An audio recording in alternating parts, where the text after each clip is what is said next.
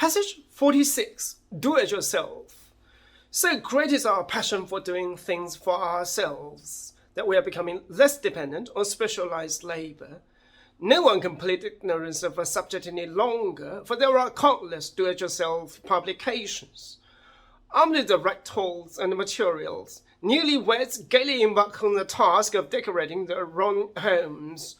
Men of all ages spend hours of their leisure time installing their own fireplaces, laying out their own gardens, building garages, and making furniture.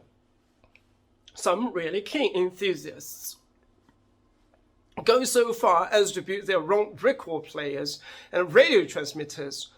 Shops cater for the do-it-yourself craze not only by running special advisory services for novices, but by offering consumers bits and pieces which they can assemble at home.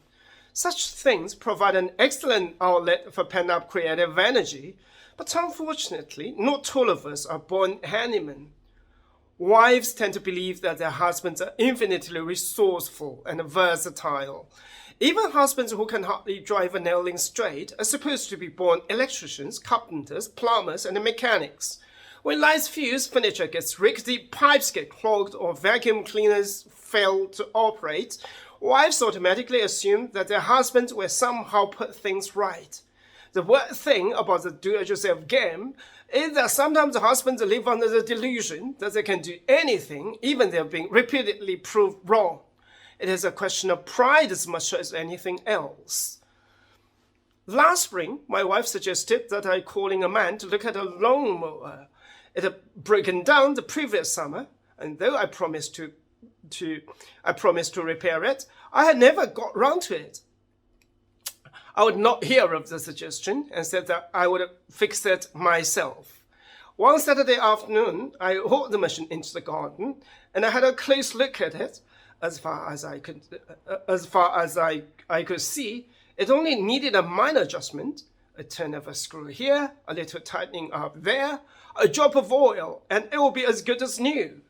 Inevitably, the repair job was not quite so simple. The mower firmly refused to mow, so I decided to dismantle it. The garden was soon littered with chunks of metal, which had once made up a lawnmower. But I was extremely pleased with myself. I had traced as a cause of the trouble one of the links in the chain that drives the wheels that snapped.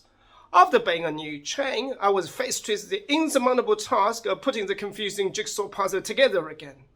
I was not surprised to find that the machine still refused to work after I had reassembled it, for the simple reason that I was left with several curiously shaped bits of metal which did not seem to fit anywhere. I gave up in despair. The weeks passed and the grass grew. When my wife nagged me to do something about it, I told her that either I would have to buy a new mower or let the grass grow. Needless to say, our house is now surrounded by a jungle. Buried somewhere in deep grass, there's a rusting lawnmower, which I promised to repair one day.